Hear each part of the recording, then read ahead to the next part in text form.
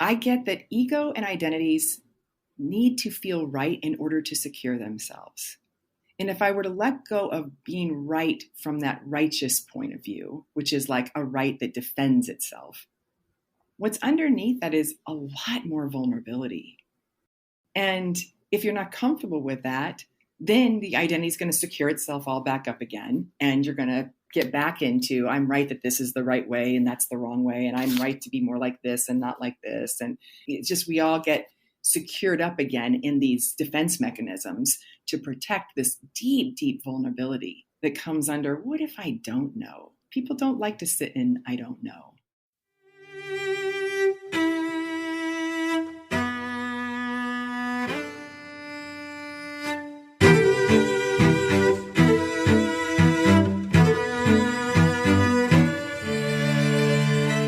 Welcome to the Knowledge Project podcast. I'm your host, Shane Parrish.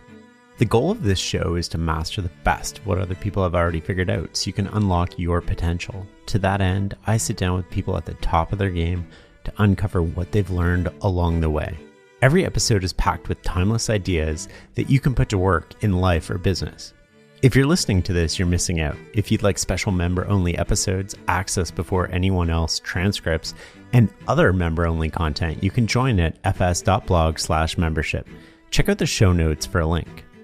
Diana Chapman is here today, and man, am I excited to share this conversation with you. Diana is the co-founder of the Conscious Leadership Group and co-author of the 15 Commitments of Conscious Leadership. We got connected through one of our most popular podcast guests, Jim Dethmer.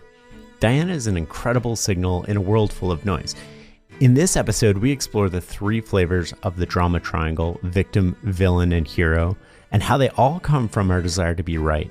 Making the invisible visible is a key step toward learning and improving your situation, the relationship between intensity and consistency, making decisions in teams, developing self-awareness, raising the standards for ourselves and others, the whole body yes, and how we can challenge the stories we tell ourselves.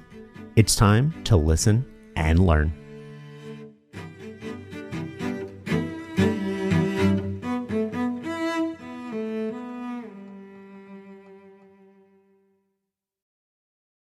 What are you obsessed with right now? I'm obsessed with wanting people to be more comfortable being uncomfortable. I'm watching people trying very hard not to feel heartbroken, not to feel scared, not to upset others around them so that they don't have to feel any discomfort. And so one of the things I'm spending a lot of time with those I support and hang out with is, can we let it be okay to be uncomfortable? And I think that if we don't choose that consciously, we're going to create a world that provides a lot of discomfort to force us to start to be more uncomfortable. Oh, talk to me about that. Like, are there tools that we can use to acclimatize ourselves almost to being uncomfortable, or to make that okay? Yeah, like I noticed it just getting ready for our time together. I could start to feel my belly swirl and I felt my throat narrowing and I could feel fear moving through the body, right? Which is an intelligence that says, hey, you're going into something unknown. You don't know what this is like. You don't really know Shane. You don't know how you're going to dance together. Pay attention. That's the intelligence of my fear. But it's uncomfortable. I could feel the part of me that's like wants to stop my swirling belly, wants it to go away, doesn't want the body to do what it's doing. And so, if I'm not thoughtful, I'll go distract myself and try to numb it out. Which is what I see a lot of us do, different ways to numb out things so we don't have to be with the intelligence that's trying to move through us. So aside from sort of like not running away from it, which I think is incredibly important, and then when you feel it, what do you do? Like, walk me through, your example of this show. I'm sorry you're nervous to talk to me, but like, what are you walking through in your body in that moment in terms of like giving yourself permission or confidence to be okay with that? Yeah. So first and foremost, I just first notice it. What's actually happening? And I like to think of my whole body like a bag of bits. And there's all these little bits in there doing different things. So first of all, I just go, what's happening? What are these bits doing? And, there's a swirling. There's a little bit of a clenching. There's a narrowing. So I'm paying attention to that. And then the second thing I say is, can I just welcome all of that? can I let that be here as much as it is and not make that a problem? Welcome it like you'd welcome your best friend into your house. Like, hey, man, come on in. So just welcome it. And then just the welcoming of it helps it move all the way through so it can go wherever it needs to go. And then I can be available for the moment and not have to leave or check out or contract myself in some way. And sometimes we get this when when we're about to have a difficult conversation with somebody too, right? We have this pit in our stomach. How do you think about that? Yeah, so I was just working with a team the other day, and they called me because they're really struggling with having candid conversations with one another. And they're not giving each other the feedback, and they're all going to HR, and everybody's complaining. And so I came in there and said, okay, let's practice. And what I noticed was so many people are like, I can't even say it because I can't be with myself in the physical experiences that are happening if I speak out loud. And I was shocked by multiple people in the circle who just didn't have the willingness to be that uncomfortable. And so what they do is they rob themselves and everybody else around them from feedback that could actually help us all learn and grow, which is what I started to point out to them. What I'm helping people do is, can you just not label what's happening in the body as good or bad or pleasurable or uncomfortable? Could we just name it as just what's actually occurring as a sensation? So it's when I think our minds start to interpret and put a label on these experiences that we're having that then causes us to start to contract around those experiences and try to shut them down. Is there you mentioned feedback. Is there a process by which we can give feedback to other people that is better than others? Yeah, I have lots of thoughts about this. Feedback, first of all, I tell everybody, feedback, first of all, is always telling us about the giver more than the receiver of the feedback.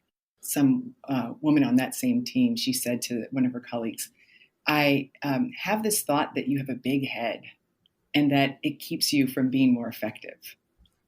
Well, what she told me, first of all, is likely that she doesn't either acknowledge her own big head and or she doesn't make that valuable about her, which turned out somebody else in the room said, I actually would trust you more if you had more of a big head. So a lot of the things we need to first pay attention to is feedback is always about me first. Can I be aware of that? Secondly, am I willing to see that the opposite of my feedback could be at least as true? You shouldn't have a big head. Maybe you should have a big head. Maybe I should have a big head. So I'm looking at, can I own it over here? Can I see how the opposite could be true? And then could I hold it, because I can see it as the opposite could be true, could I hold the feedback lightly? Meaning, like if I had it as this is my feedback, like I think this might be a thing, instead of I'm going to righteously defend I'm right about my feedback, which then isn't going to often be something that the receiver is going to want to fully take in. Workplaces are inherently messy. And one of the things that came up in my research is you value that messiness in the workplace. Can you talk to me a little bit about that? I do. I feel like ultimately, I think human beings, we're just here to learn and grow. We're just here to learn and grow, and we're all a bunch of scared kids trying to figure it out. And so many of us get caught in like, let's be, appropriate. Let's do it right. Let's not offend anybody. What I see is the neater we try to get, the less growth we actually get to experience most of the time. Now, that doesn't mean we can certainly create environments that are, too edgy, where people are so anxious that they can't learn and grow. And that's not the kind of mess I'm talking about.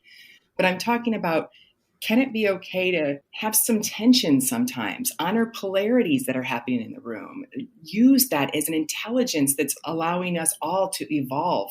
I think that the trying to suppress messiness is a ripoff to everybody. It seems like we're actually going more in that direction, right? Where the need to be politically correct, the need to value everybody's opinion equally, even though they're not equally well thought out, the need to say things in just the right way so that we don't offend anybody, the need to be cater to the crowd or the minority, if you will.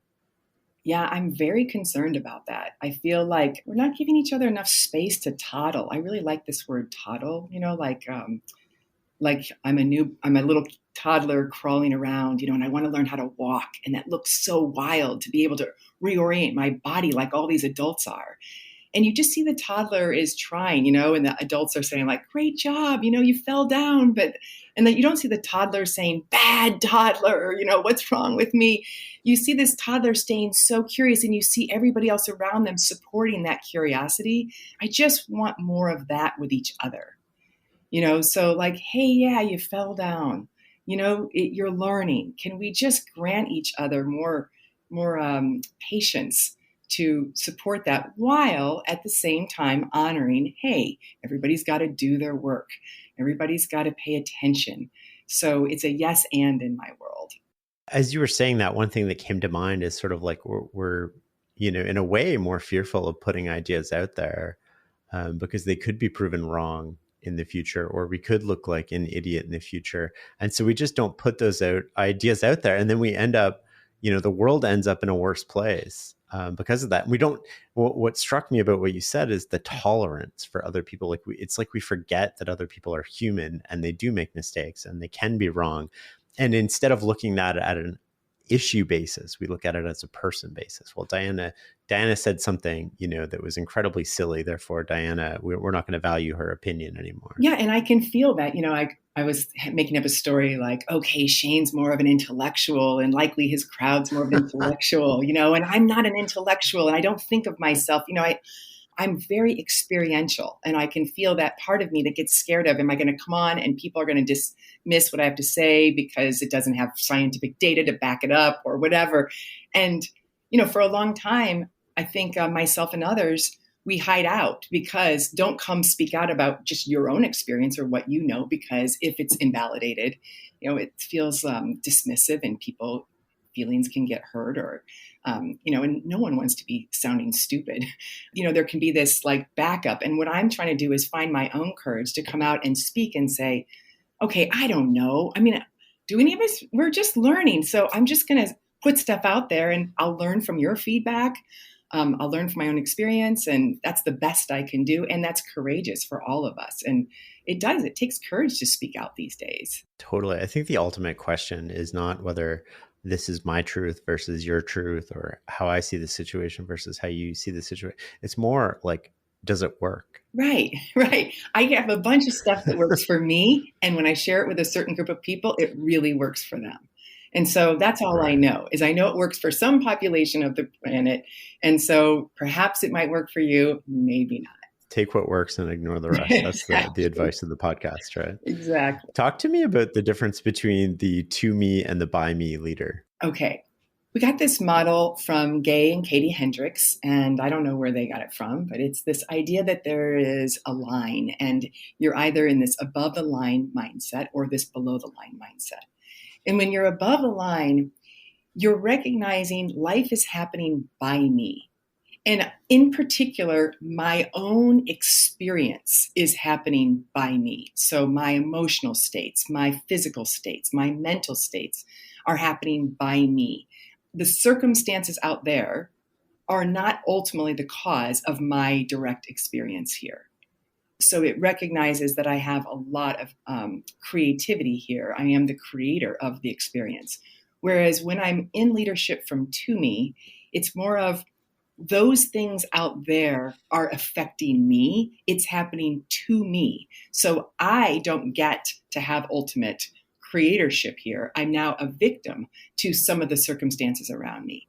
And so therefore I could, from that mindset, I might say, Shane, you hurt my feelings. You are the cause of my hurt feelings, which I hear, a lot in the workplace. Or instead of, hey, Shane, I want to let you know I hurt my own feelings. When you said these words, I took them in and I hurt myself with them. It was happening by me. It didn't happen to me. But most of us grew up like, Diana, go apologize to your sister. You hurt her feelings. And so we got trained like we are responsible for each other. And now that doesn't mean, again, that I don't make amends for like, hey, I do want to acknowledge that I did this thing and likely that didn't feel, likely didn't land very well over there. And so I can still take responsibility for my impact in the world. But ultimately, everybody gets to have their 100% responsibility in their own well-being when we're in this by me leadership model. We're responsible for our own feelings. something that you say to somebody else may impact them in a way that you didn't intend, but you're not causing them any sort of injury. Is that what I hear you saying? Yeah, what I'm saying is, if I say to you, God, Shane, I think you ought to have an orange mohawk on your head. I don't know why you're not wearing an orange mohawk. It would look way better. Likely that's not really going to impact you because there's no belief in your own head that thinks you ought to have an orange mohawk. But if I said something like, you could be a more effective father, and I think maybe you should, if I said something, something that you believed in too, you might hurt yourself with it because there's a little Velcro. And so some part of you is believing or agreeing with what I'm saying, and then you use that to upset yourself. So the idea here is I get ultimate decision rights on whether I'm going to upset myself or not. And you should, you might create conditions that make it a little more challenging. So if somebody starts yelling at me, I might need to get a little more present to not upset myself. And that's where tools like meditation and other skills help people be able to build that awareness so they can stay present in those scenes. I think that's sort of like a good segue into the drama triangle and the role of being a victim and how we see ourselves. Can you talk to me a little bit about the drama triangle, how you came across it, what it is, and how it limits us? Okay. I just want you to know, I'm like a huge fan of the drama triangle. It's the tool I use every single day with myself and with my clients. So I learned this from Gay and Kathleen Hendricks, and it was originally created by a guy named Stephen Cartman, a psychologist. And basically the theory is that we all have learned to do relationship, most in this role of victimhood, and that there are 3 unique flavors of victimhood. And so the first one is the pure victim. And, Shane, it's so hard, and the hours and my emails and, oh my gosh, and the kids and COVID and now the masks and, oh my gosh, there's just all this I'm at the effect of. And so victim has this sense of disempowerment. It's taking less than 100% responsibility. It often has a little bit of a whine to it. So then there's another role in the drama triangle, and that's the villain. And the villain's job is to blame. Whose fault is it? So a lot of us have an inner critic that blames ourselves. So, gosh, I should have more health. I should be a more effective partner or parent. I should be more successful, or I shouldn't be, blah, blah, blah. Or you, Shane, it's because of you that we're not having a good time. And I was fine until you showed up. So you should or shouldn't be a certain way, or them. I mean, we all know who they are, who are screwing it up for the rest of us. And so this villain is constantly looking for who's to blame. And then finally is the role of the hero. And the hero's job is to seek temporary relief. And that really is the key word, is temporary. So I'm at the end of the day, I'm so burned out. Where's the Netflix? Where's my Pinot Noir? Where's even going for a run or something that gives me a little relief? And it works. Day after day, it works. But I never go address the core issue of like, wait a minute, what's going on that I'm living my life such that I come home at the end of the day so burned out? How is that happening? Can I address that so I don't have to keep temporarily fixing it over and over again? We see this in friendships and in organizations where people listen to each other's gossip. That's a great way, actually, to hero. Let me give you some temporary relief by letting you vent. So I'm going to hero you by listening. I'm going to call it being a good friend. But we don't really solve your issue. We just make, you hang up and you go, oh, I feel better. That was great. Thanks a lot. But now you got to go back and we got to do it all over again. That's a way we can hero each other. Or we can hero them. Let's put a philanthropy together and throw a bunch of money at a population and not really ask them to take their 100% responsibility so that we'll take more. And then next year they come back and they go, we got all the same issues. Can you toss some more money at us? So heroing is the most challenging, I think, in the drama triangle because the culture can really applaud heroes. And so our identities go, well, hey, look, people think I'm good for doing these things. It takes a lot of awareness because in order to hero, you need victims. And then that means you are requiring people to be disempowered so you can hero. And that's not that's how we're just going to create more battles amongst us. Why is it called the drama triangle? And my sense is because in those 3 roles, what you get is drama. nah, nah, nah. You get recycling patterns where people are reactive. And so that's a definition for drama is, repeating patterns of reactivity. I think that word reactive is really important because when we react, what we're not doing often is reasoning. Right. We're not reasoning. We're not responding. We're in this kind of compulsive, I have to. And a lot of it, again, I think is because we get to avoid the discomfort that comes if we actually pause and become more aware and get present to what's happening and to be honest about what's happening with each other. It's like, oh, I don't want to do that. So let me just temporarily relieve everything over and over again. And what's interesting to me also about each sort of point in this triangle is that from that perspective, we're just always right, whether we're the victim, we're the villain, we're the hero. Like the story that's going on in our head is that we're right. Yes, and exactly. We can create these biases that actually we can avoid all the evidence to the contrary of our righteous perspectives. And the more I'm in my own deep practice, I get that ego and identities need to feel right in order to secure themselves. And if I were to let go of being right from that righteous point of view, which is like a right that defends itself, what's underneath that is a lot more vulnerability, a lot more of, I don't know, a lot more fear. And if you're not comfortable with that, then the identity is going to secure itself all back up again. And you're going to get back into, I'm right that this is the right way and that's the wrong way. And I'm right to be more like this and not like this. And it's just, we all get secured up again in these defense mechanisms to protect this deep, deep vulnerability that comes under, what if I don't know? What if? People don't like to sit in, I don't know. And they definitely don't like the fear of vulnerability, like even just opening yourself up to somebody else and, telling them you care about them or whatever it is, because you're worried about this rejection. You're worried about all these things. Yeah, that threat to our approval, because gosh, we all want to be approved of. It's so important. And we all want to feel secure, that I'm going to be part of something. And we all want to have that control. But that all has to learn to be sourced inside of ourselves. Because if I can't source all the approval I've ever wanted, I'm going to then be out in the world trying to control my approval. And that's going to cause a decent amount of suffering for me and maybe for others too. One of the things that strikes me with the drama triangle is that it's all happening at the subconscious level. It's all invisible to our sort of conscious mind. How do we go about making the invisible visible? So I'm a huge fan of saying, hey, look, I'm on the drama triangle and let me show you. Let me show me. And so if you knew me when I first learned these things, my husband and I, we were practicing together and we got sets of the drama triangle. We made cards, said the hero, villain, and victim. We laminated them and we put them in our kitchen. We put them in our living room and we put them in our master bedroom.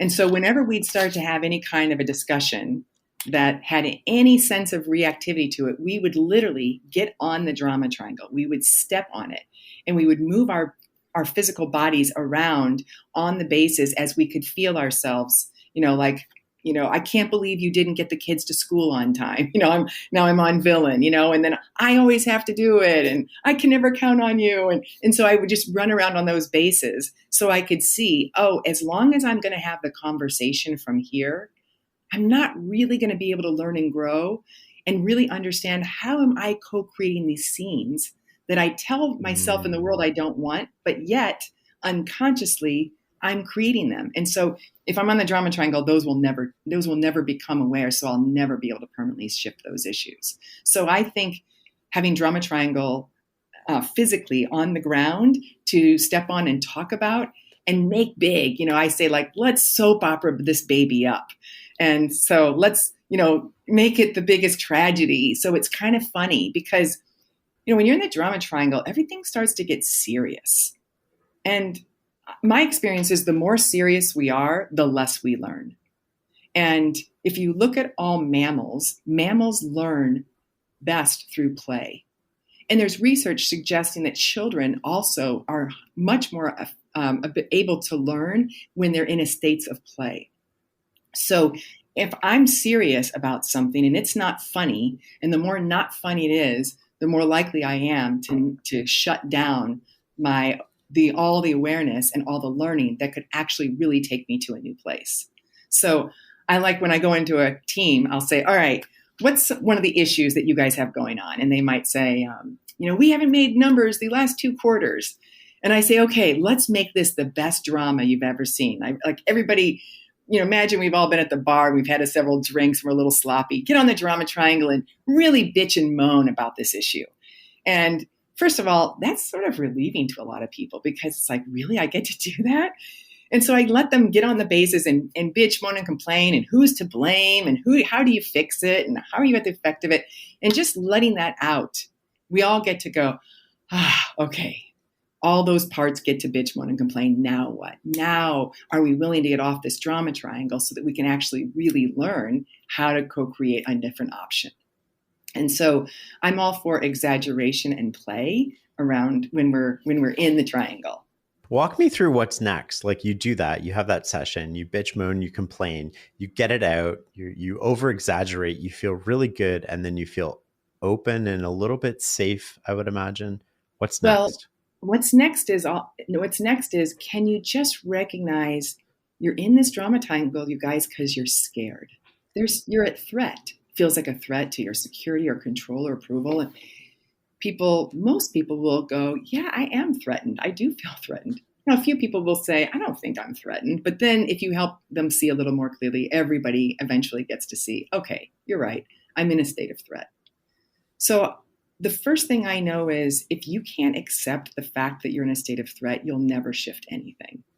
I could feel it today, like the one who felt a little threatened about coming on today, like how old is she? She's 9 or 10. And she got kind of bullied on the playground when she went to a new school and the kids didn't know her. And so that part of me is here worried that this might happen again.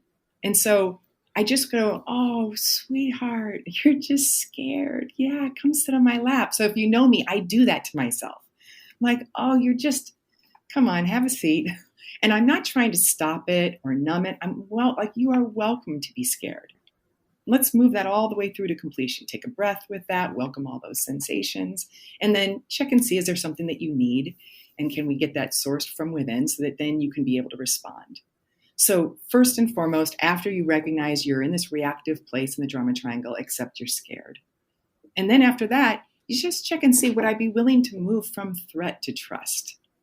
So I ask questions of myself and others, like, would I be willing to stop blaming anybody? If we all stopped blaming and we all recognize we each have a part to play. So I could start to look at how am I co-creating this rather than throwing blame over someplace else. And would I be willing to stop being righteous about this so that there can be something I can learn? Because right now, obviously, there's something I don't know. If I did, I'd solve this already. And would I be willing to feel my feelings about this? And would I be willing to let other people feel theirs? And would I be willing to really listen to the other side? Most of us don't listen. And would I be willing to be honest, like really, truly candid? If I've had the thought 3 or more times, would I say it out loud instead of withholding it? Would I be willing to recognize likely there's been some broken agreements here that have caused some of this? And how have I been a part of that? So I ask people these questions, we call them willingness questions, to see, would you be willing to shift out of threat to trust? And then if people are willing, then now they're in a more open state. They're open in their minds, they're open in their emotional states, they're open in their bodies. And I say then their 3 centers are turned on, IQ, EQ, BQ, which is a metaphor I like to use. And then from that place, from that state of presence, they're a lot more available for learning and a lot more available for a new solution. I want to explore the IQ, EQ, BQ in just one second. But before we get to that, this triangle has 3 points on it, sort of victim, hero, and villain.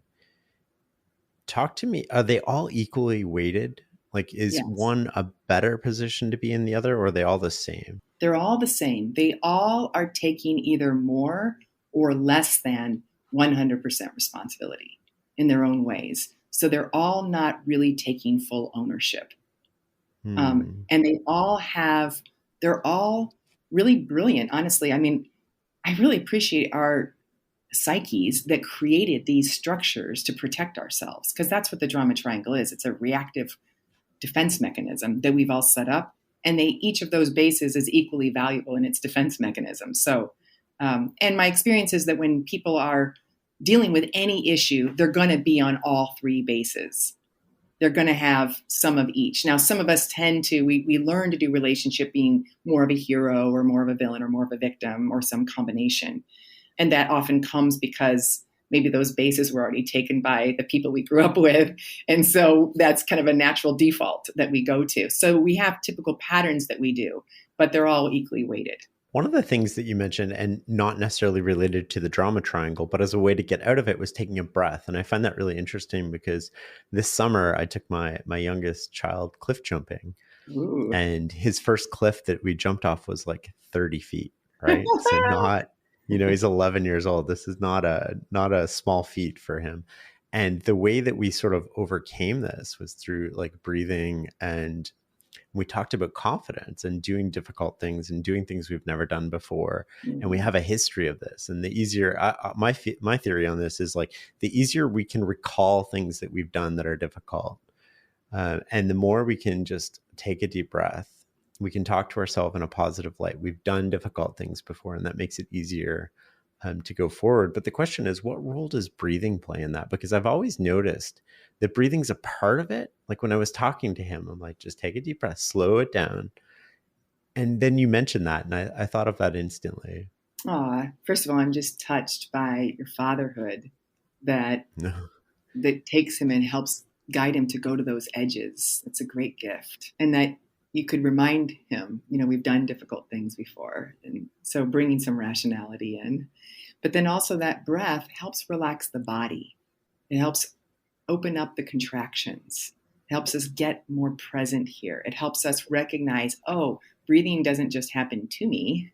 I can be the breather. And so I get choice about that too. And so it helps me come back to my own empowerment, that it's one of the only functions I think in the body in which it happens automatically and I get to control it. That's fascinating. I had never thought of it that way before. Right? I think that's the case. That's really interesting. I mean, one thing I didn't tell him is that we can't get down other than by jumping. So it's a one-way door going up. Yeah. So breathing helps me come back to my own sense of power, helps my body relax, helps me notice what's happening around me so that I can feel that empowerment to then go through and push the edge of something that feels vulnerable. Let's explore the IQ, EQ, BQ.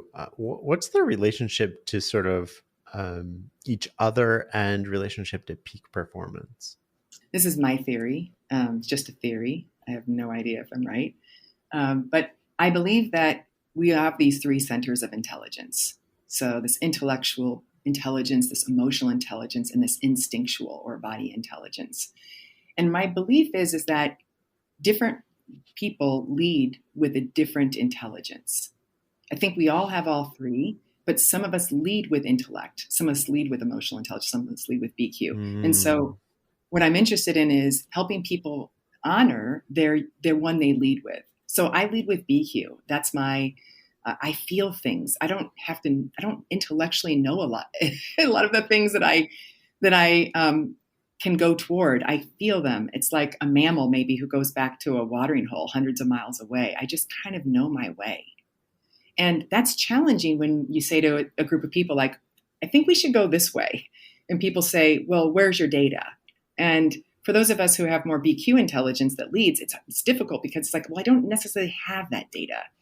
I just have this sense about things, and my sense is pretty on a lot of the time. I got a good nose.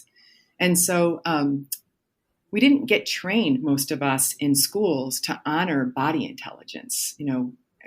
Most of us didn't get trained for emotional intelligence either. We mostly have been valuing IQ so much, which is great. IQ is fantastic. But I find that leaders who are able to access all three centers equally, knowing they have a lead in one, are more able to make effective decisions. And, I think emotions are also like, they have so much intelligence. And, anger says, hey, something isn't serving me, my people, the situation. It's so intelligent. So when we're angry, it's like, stop, change. I like to think of anger as like when the director goes, cut, like, we need better lighting, or say that a little louder, or like the anger helps make everything more exquisite if we can see it that way. And that fear says, wait, we got to learn something here. And then sadness says, maybe there's something we got to let go of, something we need to grieve so that we can be present to what's here. I help teams a lot grieve because, I work a lot with Silicon Valley startups, and a lot of them are grieving that they had ideas that they would have a certain number of users by, XYZ, or they'd have so much money in the bank, or they'd have investors coming in it, and they have to let go. And they have to feel the wisdom of, you got to let go so you can actually be with what's here now and deal with that. Because if you can't let go of that beautiful picture you had, you can't really see the beautiful picture that's now here, but just in a different way.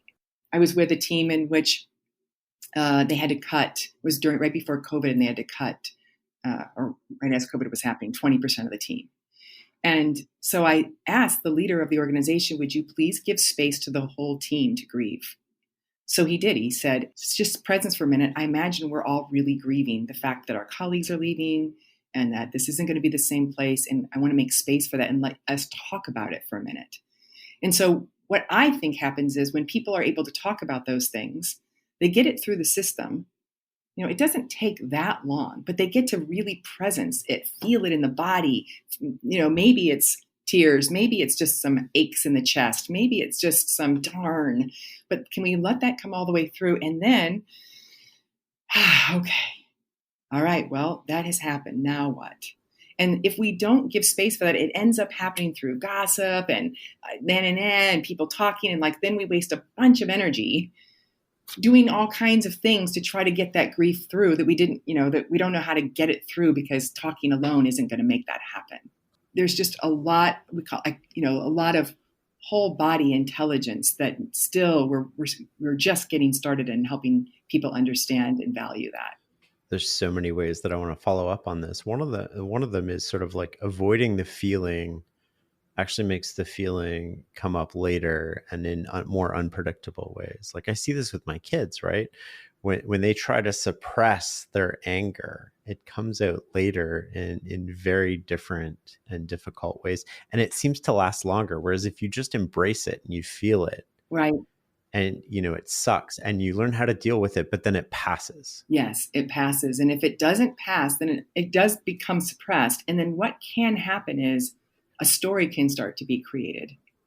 And then that story, the mind starts to want to be right about the story, and it can create what we call a cognitive emotive loop, in which then it now is not just an emotion that's moving through the body. It's now a story I hold that then I activate with a feeling that then activates the story, and it loops. And it can go on and on and on. So I could do it with, if I said can you believe she said that about me? I just can't believe she did that.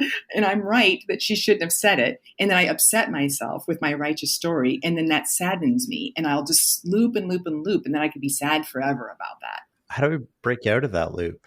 Then you got to just drop back down to underneath your story.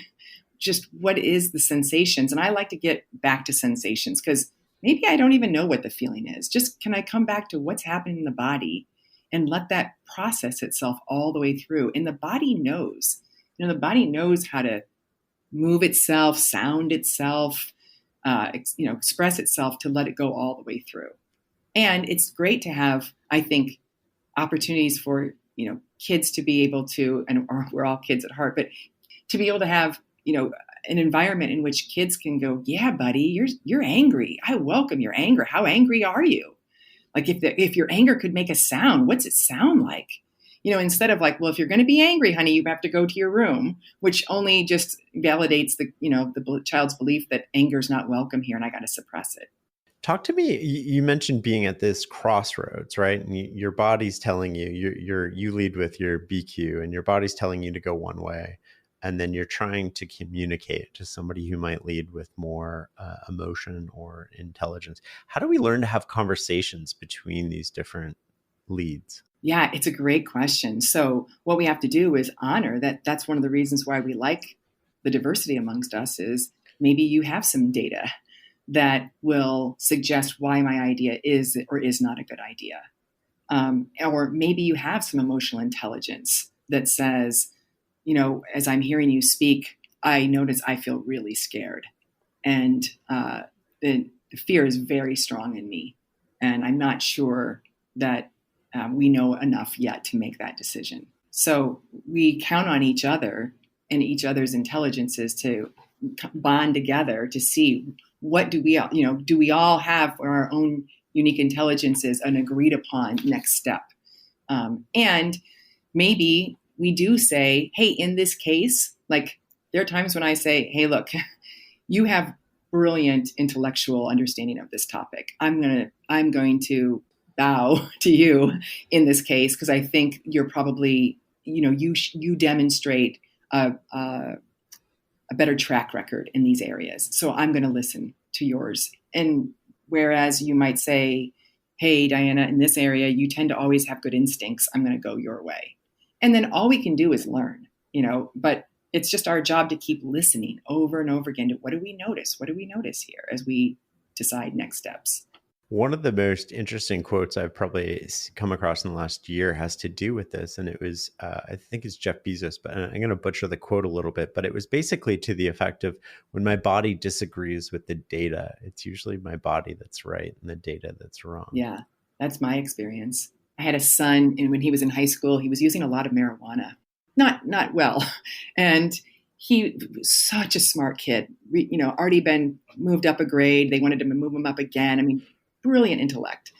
And he was poorly performing in high school, could care less about school. And I don't think the marijuana in that case was particularly helping. And when he turned 18, he'd already graduated from high school. He said, I want to grow marijuana. I can do it legally. The data in my head said, heck no way. What would every other parent on the planet think if I let my kid, who's already probably using too much, start growing large amounts of marijuana? Mm-hmm. But my body was so clear. It just said, let him grow. And it was just kind of like inside of my own self. It was like, what? Like, are you kidding?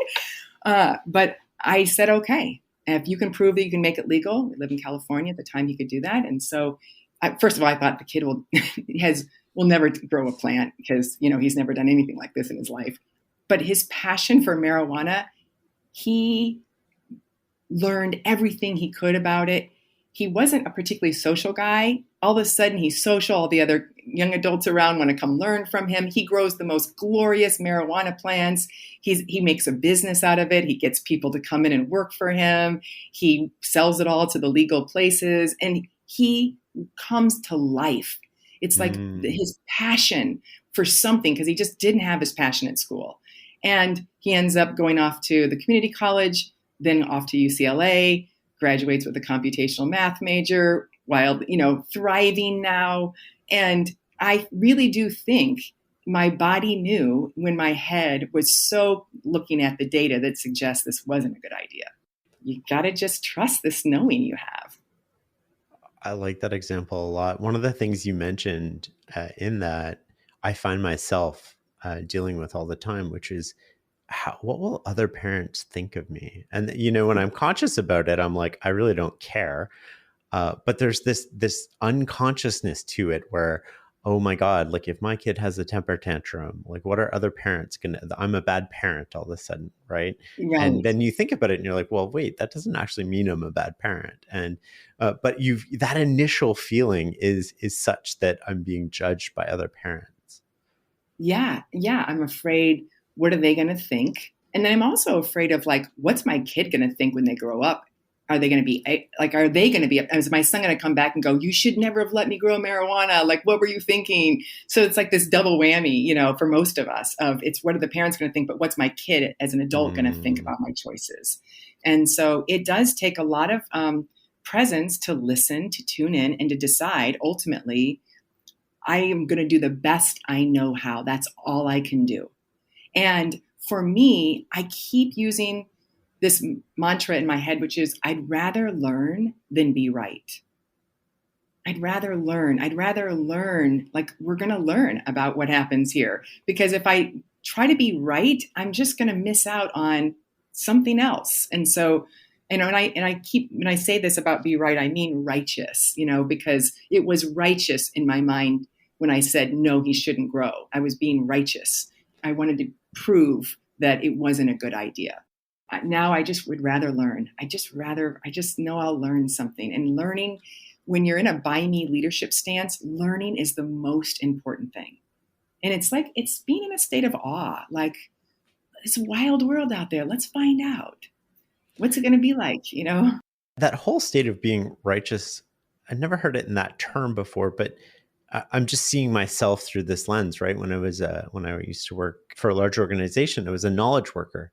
And then you have this vested interest in being right, because if I'm not right, then what am I doing here? What am I contributing? And then when you need to be right, you spend all of your time and effort, not only, probably unconsciously undermining other people, but trying to prove that you're right to other people. And you're closed to new data. You're closed to different perspectives. I get this question a lot from people of, well, how, like, if you're not righteous, like, how will you know how to go any particular direction? My answer is, well, you are going to use your own background, your own experience, your own knowledge. You're going to use those things. You're going to use all of your intelligences, and you're going to make the best choice that you believe you can make based on what you know. And in that way, you'll be, quote, right. You'll say, I believe I'm right, but you'll hold it loosely so that you would be available. So somebody could penetrate through and support your curiosity and, like, hey, maybe you don't know something, or I'm younger and I've learned some new things, and you haven't, you've been holding on to some old models. And so if I'm righteous, you can't penetrate me. And so that's where I call it like walking the line of holding two sides of a polarity equally, which is, I believe this is the best way to go, and I'm completely available to learn that it might not be. And how do I be in a big enough state of awareness to hold both of those two things equally? Because most of us can't do that. It's difficult because it threatens the identity to hold those both equally. I think for me, I try to think of it as outcome over ego, right? And if I'm trying to prove myself right, or I need to be right, what I need to be right about is just getting the best outcome. Yes. And that, shifts when you have more skin in the game. You tend to think that way naturally, right? Like, it doesn't matter whose idea it is, as long as we're all getting better.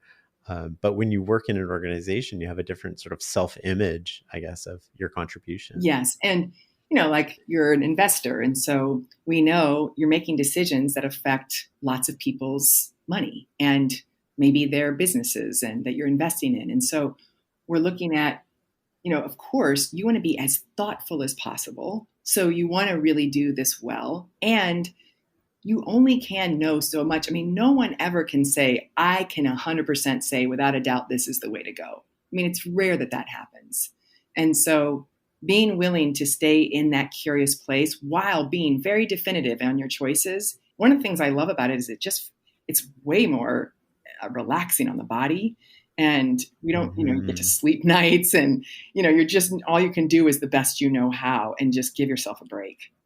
Talk to me about the whole body yes. Whole body yes. This is one of my favorite topics. So whole body yes is this idea that when I'm given options of how I want to move forward in the world, I consider the option with my full body. And this comes back to IQ, EQ, BQ. So I'm listening to this intelligence that's moving through me that says yes or no. Somebody says, hey, Diana, I've got this friend of mine who I think would be another great client for you. So I'll have a conversation with them and I'll learn, and I'm going to listen to my whole body yes to know, is this somebody I want to be working with or not? My head might say, yeah, but they have a lot of impact in the world, which matters to you. You should work with them, but my gut might go, yeah, but something's off. I don't know what it is, but I don't think this is the way to go. And my heart might go, yeah, I notice my heart's not in it. It just doesn't feel. And so in this case, it's not a whole body yes. There's not a check, check, check. And so now it's a no. And so I say anything other than a whole body yes is a no. And I think it's a great skill to have. And it takes a little time. I think it's a muscle everybody has, but very few of us ever got trained. It's like a flaccid muscle, but you can build it up over time. And I find that most people have a signature inside of themselves for what a yes versus a no feels like. And I often walk people through that so they can get a sense of that and then use that. And I say, start with small stuff like, oh, I have a menu choice tonight at dinner. What's my body have a whole body yes to for what I'm going to eat? And then practice on little stuff. And how am I going to get home from, here to there? There's several routes. Which one do I want to take? What time do I want to meet a group of people in the evening? Just try different things out. So you start to learn like, hey, it's got a lot of clarity. And then you can build that strength up to start to answer much bigger questions that have more impact on you. So I'm a huge fan of it. And my experience is people do know a lot more than they are willing to let themselves be aware of.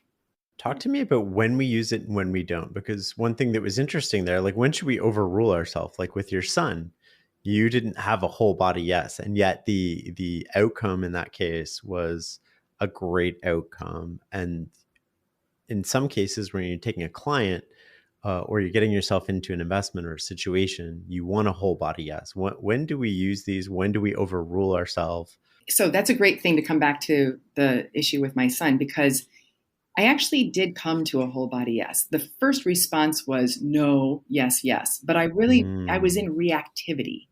So I really wasn't in a state of trust. So I had to come back to, would you be willing to let go of what people think of you? Would you be willing to let go of being right that this is going to harm him? I had to be in my own curiosity first.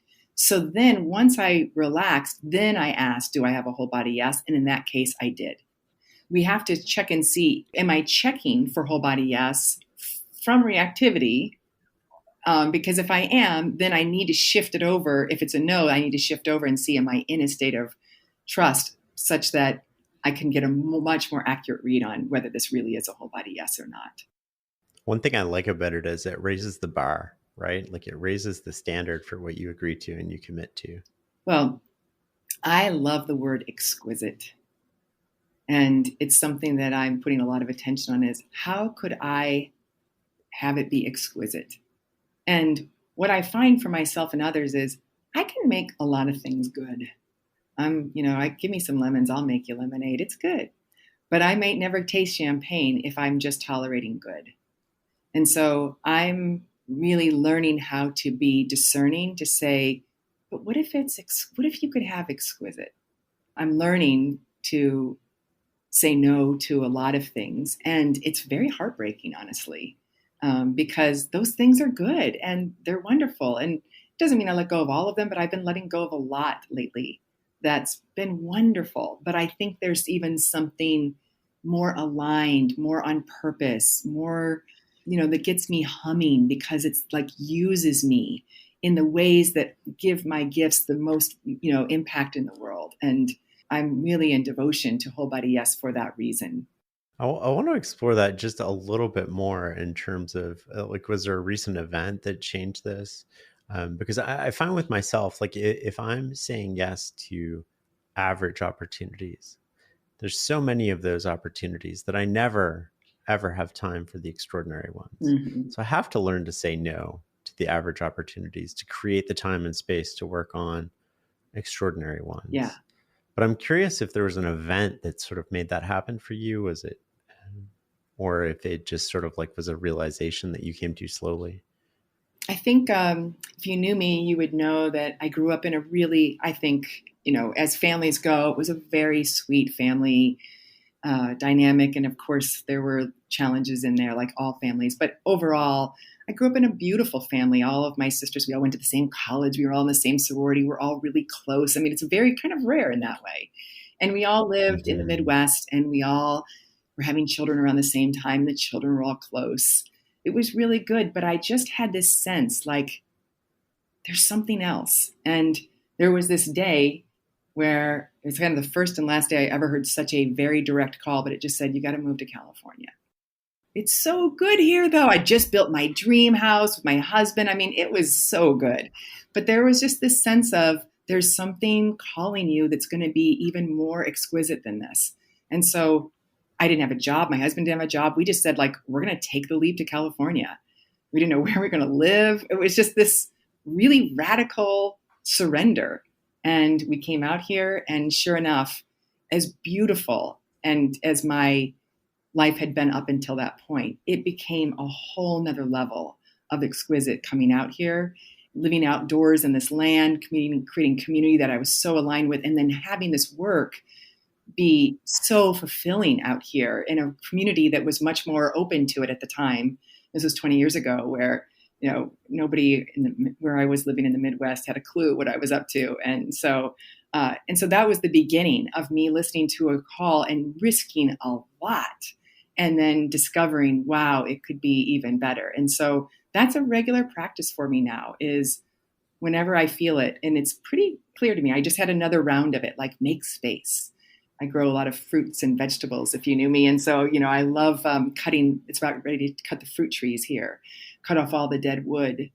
And these trees are gorgeous the way they are. They're like, why can't we just keep them? But it's like, cut them back, get rid of the dead wood, because you're going to have something that flourishes even more, something stronger, more blossoms if you cut back. And so that's a regular practice in my life. And Gay Hendricks is he and Katie Hendricks, my mentors, and Gay taught me about this concept called the upper limits problem, and the idea that a lot of us limit how good we can feel in our bodies, how good our relationships could be, how good our work could be, because we put this limit of how good it could be, which often is determined by the families that we came into and the stories that we all hold about how much touch, laughter, fun, creativity, community can we have, abundance. And so I've really been playing around with addressing my own upper limit in myself that keeps me from having it even more exquisite than I had known before. And so I think, and I work a lot with clients on upper limit. It's one of their favorite topics to explore is, could you imagine life going even better? How do we go about identifying that ceiling for us, that high limit? You'll say things like, gosh, I can't even remember a day as good as this, or can you believe this is happening? Or, wow, honey, I feel so close to you. All of those things are all indicators that I'm right on the edge of how good I can handle things. So, for example, we see these patterns show up in couplehoods, because of upper limits, which I think makes a lot of sense. More couples will fight on Friday night than any night of the week. And I think that's an upper limits pattern, because it's like, oh, honey, we have the whole weekend now to, have more connection. And so that'll be a threat somehow to, to how good we can have it. So we'll fight. And then maybe we spend the weekend unwinding our fight. And the second most popular night of the week to fight is on Sunday nights. And that, I think, is also an upper limit. It's like, oh, we've had so much connection. I feel really bonded. So let's have a fight to bring ourselves to a more familiar place. So you'll just pay attention to when you start to feel like, wow, this is pretty great. You're on your edge. And in those moments, what I've learned is those are the times to integrate, to go sweep the floors and just remind yourself, wow, I could have life this good. Watch a silly movie or take a bath, or just integrate. Let the nervous system recognize you could be this happy. You could be this connected.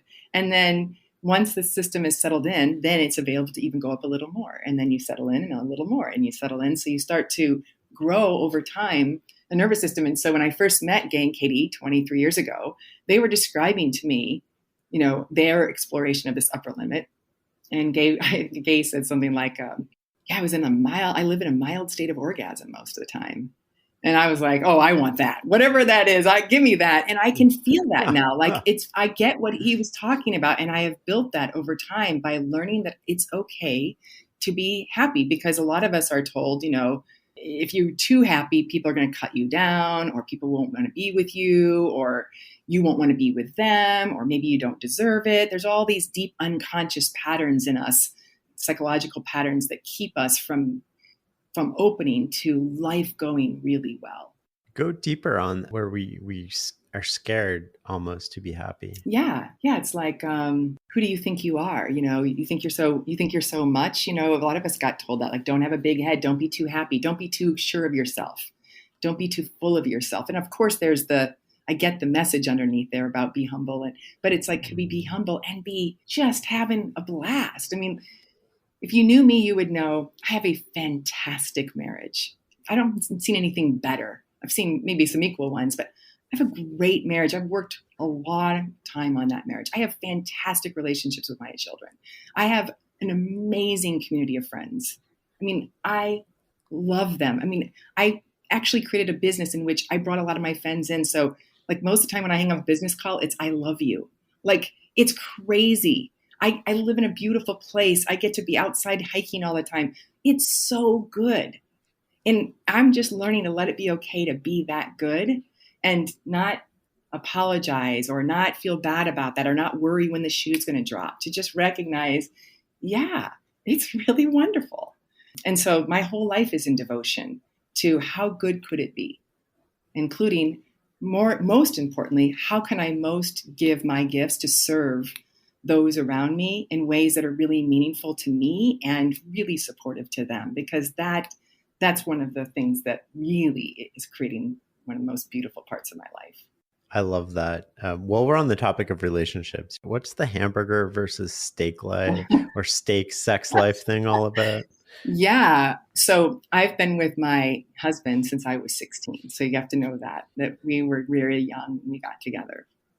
And no one really told us much about sex, and I didn't have very much experience. But, everything seemed to be going pretty well. But I started to realize, like,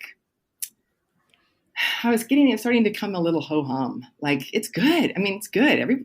But it's just, it felt like eating a great hamburger. And I realized, like, what would steak taste like? What would it be like to have steak more often? And so, like all things, I'm always curious about, how good could it be? And so I started to learn everything I could about human sexuality and couple polarity and all these different things, and started to discover, oh, there's a lot more possible. Now I really like to stand for, like, hey, hamburger's great. And I'm not opposed to having a hamburger once in a while, but I really like steak. And so how do we create the conditions in which we get to eat steak? I used to be a couples coach before I worked with leaders and organizational leaders. And so now I do work with a lot of their couplehoods because it's part of them being an effective leader. And my definition of leadership is anyone who wants to take responsibility for their influence in the world. Mm-hmm. And so in that way, everybody's a leader in my mind who wants to take responsibility. And so there's responsibilities at home and at work and in your marriage. And so I work with them, and I'm really blown away by how many people are not having happy sex lives and who got stuck and because they were too busy or because they didn't know how good it could be. There was nothing that captivated them to stay engaged in that. And so it just fell to the wayside. And, a lot of people really grieving that and wishing it were different. And so I'm asking people to learn and understand more about how could it be so delicious and intimate and enlivening that, you couldn't help but want to make sure you create time in your life to curate those experiences.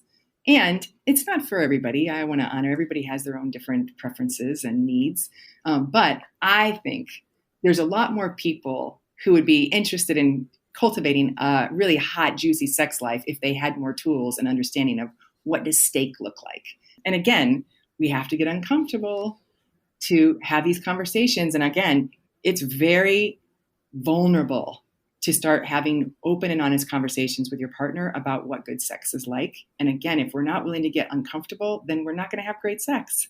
So you have to be willing to start telling each other, what's true. And, hey, I don't like that. And I'm afraid you're going to go away if I say that. And I'm really scared to tell you that. Like, can we just get really raw and real about what's happening? So that's, I am proud of the fact that I've, with very little experience, figured out how to, really cultivate that. One of the things that I like that you said is, how do we create the conditions under which we eat steak? What are the things that get in the way? What are when you're dealing with couples, and maybe just to take it out of your personal life, like what are the things that constantly get in the way, not only of that of sex, but like also like in couples and relationships that are consistent across the board? I really like this book called Come As You Are. Oh And yeah, Emily uh, Nagoski. Yeah, she's amazing. yeah, I work because I think she nailed it. I think, first of all, there needs to be a physical environment in which the conditions are set up that, especially the person who tends to play more of the role of receiver, Hmm. which often is a woman, but not always in a heterosexual couple. The one who's playing the receiver often needs to have a psychological environment around them in which they really feel like they can surrender, which means I need to know that the kids are fine. I need to know I'm not going to be bugged. I need to have I need to know I have enough time. There needs to be this psychological setup for me to relax. And then I'm much more available to a depth of intimacy and availability that would, create something that's more like steak rather than like, hey, I got 10 minutes. Let's quick do it. I Hmm. got to get out of here because, they're going to scream in a second. People have to talk really honestly, and they have to have a co-commitment to give and receive feedback and so that they both say, yes, I'm committed to hearing and learning from you. I also think, in some ways you have to come back to like healing any old trauma. I mean, there's a lot of us have sexual trauma. So can we start back at the beginning? Can we come back to our innocence and our vulnerabilities and our shyness and make sure all that's healed? And and some of us have much more, bigger sexual traumas. And in those cases, if they're not dealt with in therapy or other places, they're going to ongoingly affect the relationship. And then, I was working with a group of women. I think it was like a YPO spouses forum. And one of the women was complaining about having bad sex. And so I said, I want you to teach us the course. I want you to imagine that we're all here and we have come to learn how to have bad sex. And we want to have bad sex just like you have.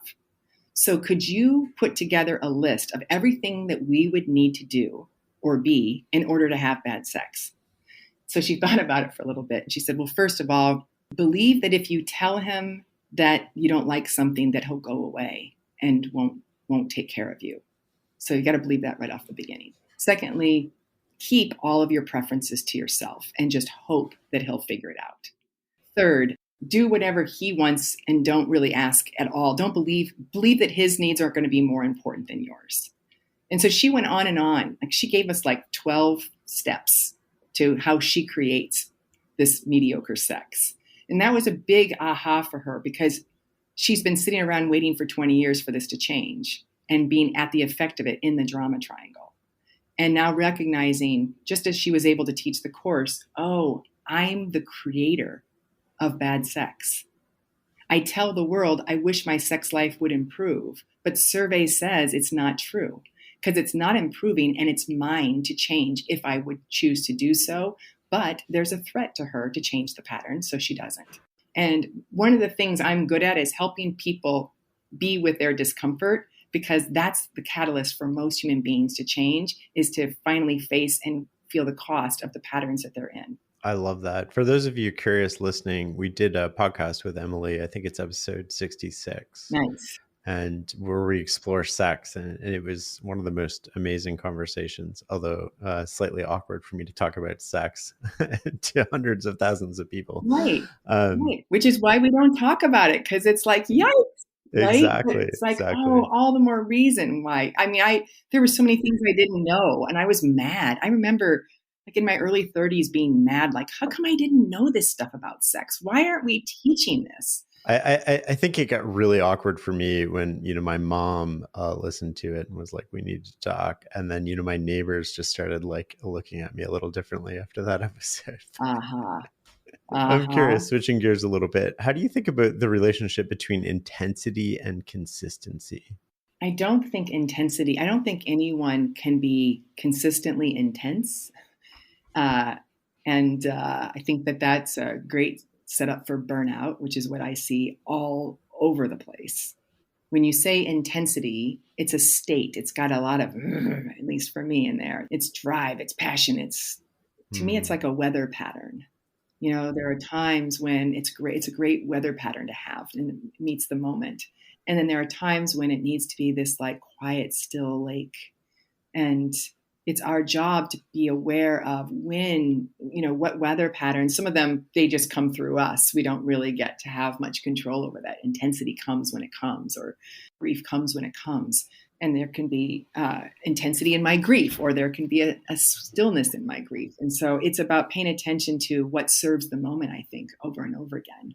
Intensity, I think, can be a real addiction. And I think one of the things we have to pay attention to, I see a lot of addiction to intensity these days. And I think people think that intensity is what aliveness is. And there are so many other kinds of aliveness, like the aliveness of just sitting in stillness and watching the leaves quietly blow in a breeze. I work with a lot of people to actually try to settle down their intensity. You work with a lot of teams. What have you learned about making good decisions that most people miss? I just think people don't practice nearly enough candor. I think people are withholding so many opinions and stories about one another. And so we're not getting the feedback we need to be able to be more present in the moment in which we can make those decisions. Can we just tell each other our stories that we make up in our heads about each other? Because it's about you. And it's good to know what stories people make up about us, because my experience is there's almost always a gem in every story that somebody has about me. And from presence, I always ask the question, not is it true what you're saying about me, but how is it true? How is it true that I'm, not as effective as I could be? Or how is it true that I'm not listening enough? Or how is it true? So I'm asking teams to tell each other their stories more often so that they can see how is it true, and then learn from that to be able to grow and be more effective in their decision making. Is there sort of like tips and tricks that we can learn as a group? Because often groups are the body making decisions, whether it's preferably a person, but the group has to work together. And in order to get the best information, you need to be able to be honest about things. How do you form that in a group? How do you encourage it? I like this practice I use with teams a lot called fact and story. I'll say, let's say, Shane, you and I are on a team, and I say, Shane, the facts are that you led a podcast between the two of us earlier today. And then I would say, here's a story I make up about that. And hopefully I'm holding the story with curiosity. And so I'll say, I make up a story that, and then I tell the story, but as a team member, if I can put a fact and story, it kind of helps the person relax a little bit to go, it's just a story, and it gives them a little freedom to speak more candidly to one another. And so I've done this before where I just come into a team and I say, we're just going to go around the circle. You have to pick a different person each time, and you're going to have fact and story. And we maybe do 3 rounds of that. And each time you pick somebody new on the team. And reliably, I get feedback that may have been one of the best practices they've done in a long time, that they learned things that had not been learned. Elephants came out, people got valuable feedback, and they realized, like, we don't give any time and attention to being able to reveal these stories in a way that lets us all evolve. And so they all said, like, the decisions they were making they had a big decision to make about whether they were going to sell the company or not. And that's one of the reasons why I was in there. There was a lot of debate going on. And so I just said, let's do fact and story around. And it wasn't even necessarily around whether we sell or not. It was just around each other. And some of it was around that topic. But at the end, they had such clarity about knowing whether to sell or not once they did that. And I think they felt more comfortable with the decision because they had challenged each other. A story I make up is you're more concerned with money than you are with the well-being of the company. Like, that was one of the stories that came out because somebody who wanted to sell, they were saying, I think and so to be able to recognize, that's a perception you all are having. Well, let me clarify why I do think this is in the best interest. And it's not just because I want more money. So we wouldn't have known it. We wouldn't have been able to even have that conversation if those voices hadn't come out. So fact and story is one of my favorite tips to teach teams. I love that. And it comes back to something we talked about right at the start. And it seems to actually be cropping up throughout the entire conversation, which is making the invisible visible. Yeah. Because the story I'm telling myself is completely invisible to you.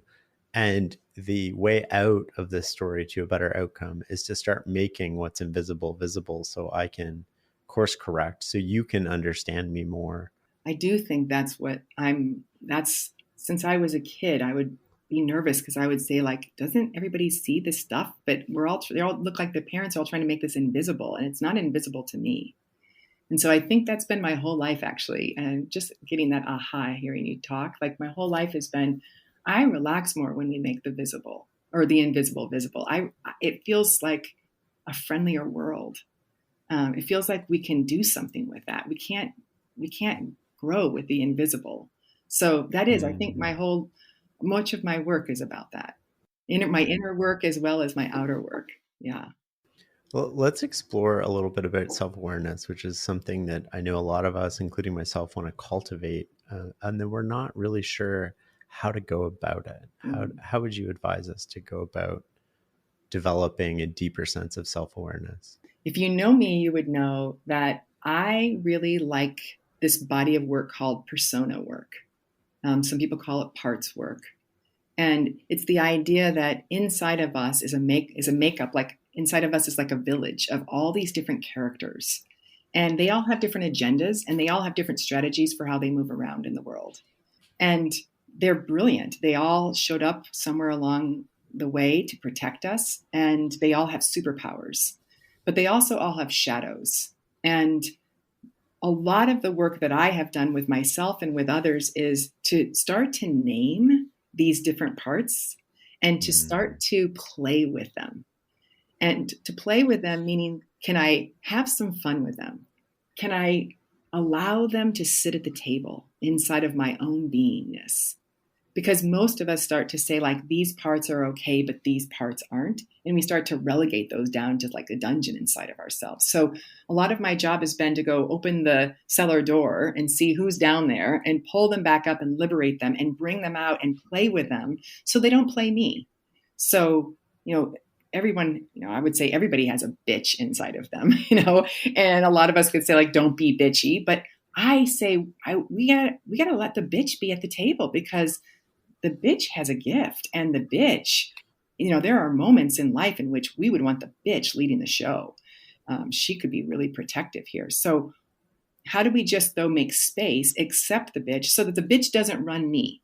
And so I can learn to play her. I can make her bigger. I can have some fun with her so that I'm not at the effect of the power of her. And I'm also not at the effect of her reactivity, which wouldn't be ideal for myself and those around me if she were to come out in a reactive state.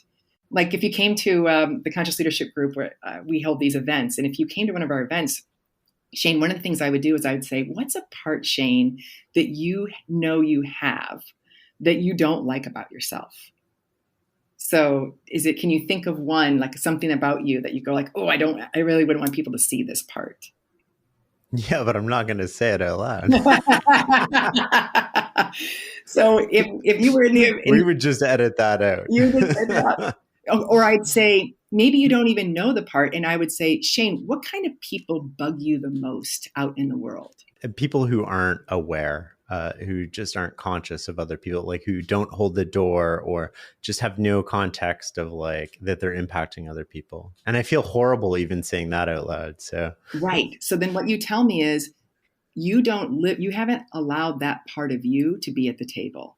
And we might call him like, is he kind of selfish, or like, I know he doesn't care about other people. You said he's unaware, but like, just being late, not holding the door when somebody's walking right behind you, like that sort of awareness. Okay, good. Yeah. So he's kind of like, he's insensitive. Is that it? Yeah. Like he's insensitive. Yeah. He doesn't open the doors. He doesn't care about time. He's insensitive to keeping his time agreements, things like that. And we're all like that. Like I'm like that sometimes too, right? When we get into our own head and we get, one thing that I always ask myself is when I see somebody behaving a certain way and I don't like that behavior, I always say, like, what would have to be true for me to behave that way? Like, what would the world have to look like for me to do those same behaviors, right? Like, and then you make up stories, which comes back to sort of like, facts versus stories. And the stories are, and then whether they're compelling or not, and you come up with reasons that you would behave that way, right? Like, what would cause you to cut somebody off? Well, you're driving your kid to a hospital. Like, of Right. course I'm going to cut you off, right? Like, and you can always come up with these sort of like reasons that would cause you to behave in the very way that it is, antagonizing you in a way. That's right. So here's what I would want to, if I were working with you, I would say, okay, Shane, what you're telling me is you haven't fully liberated this insensitive part of you. We actually take everybody in the retreat out to dinner publicly, and we have you all dress up as characters. And so I would say, Shane, all night long, you just have to be super insensitive. Oh boy. So, and the waiters are going, and you're going to like tell the waiter, like, get over here. I have an order. You're going to play out your rude, insensitive one to it and exaggerate it and just see what it's like to be that way and give yourself some freedom. And so we, the restaurants know we're here playing with all these, we call them these X'd out parts of ourselves. And so you would play that all night long. And what you would likely learn is that there's certainly, of course, a shadow to it, but there's also a part that maybe even needs to come out more in your life in different ways than you have fully appreciated. And that this part has a like, let's take care of me first mindset that might actually be of service, and especially particularly in places where you might be stuck right now or at challenging issues, that part might actually help liberate something. But as long as there's like no, you can't be that, then you're not really free to fully respond to the moment. Because I like to think about like these parts are like keys on a keyboard, and we have ting, ting, ting, and we have boom, boom, boom, and we have everything in between. And when you're really present, you're going to ask, all those keys are equal. The ones that sweeten, the ones are, they're all equal. And so I'm just looking to see what's the scene asking for. And sometime the scene might ask for your insensitive, rude guy, because he actually may be just the right voice to address the moment that could help shift everything in a different way.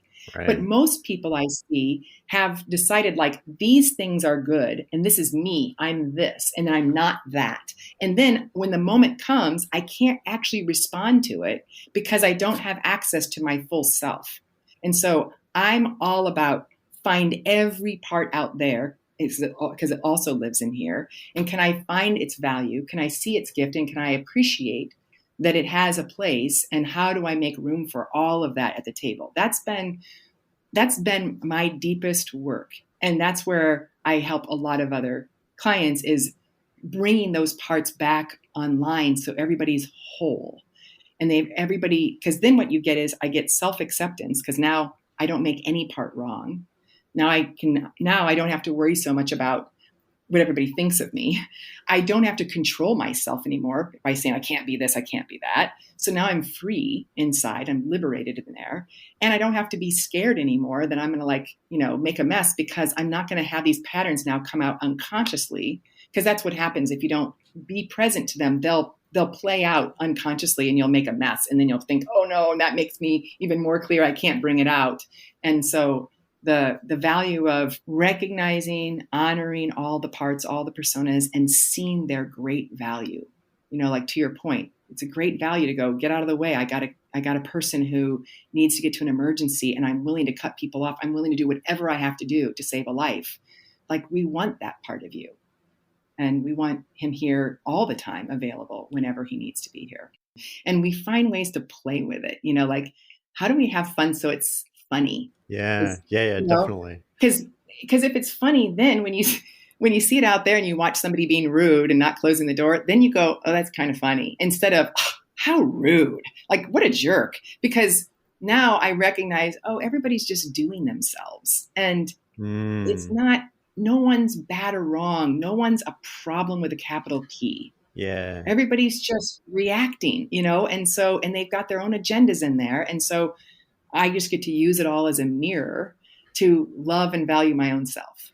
It's interesting that, when you're talking about that, I'm thinking, my initial response is like one thing, and then my conscious mind takes over and I create a different story around it.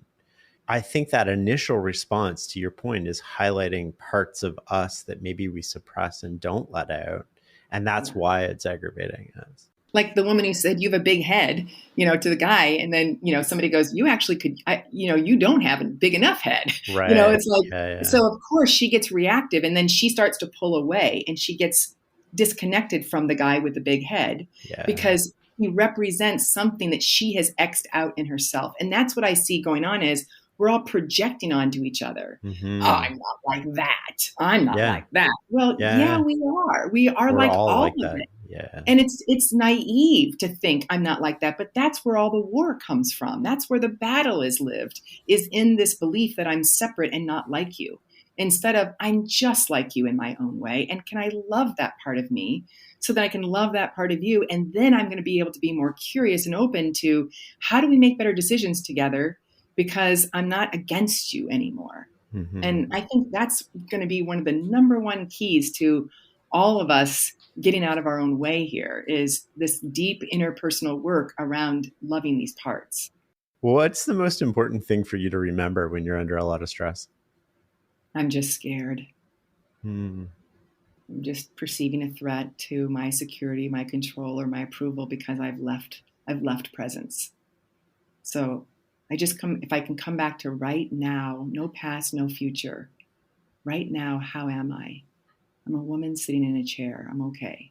And would I be willing to come source that approval, control, and security back inside of myself and take a breath? And if I'm not, that's okay. Then I'm just reactive, and I'm just going to go, it's okay to be scared. And then I'm just going to do my practice over and over again. I love that. How do we raise the standards for others and ourselves when it comes to performance?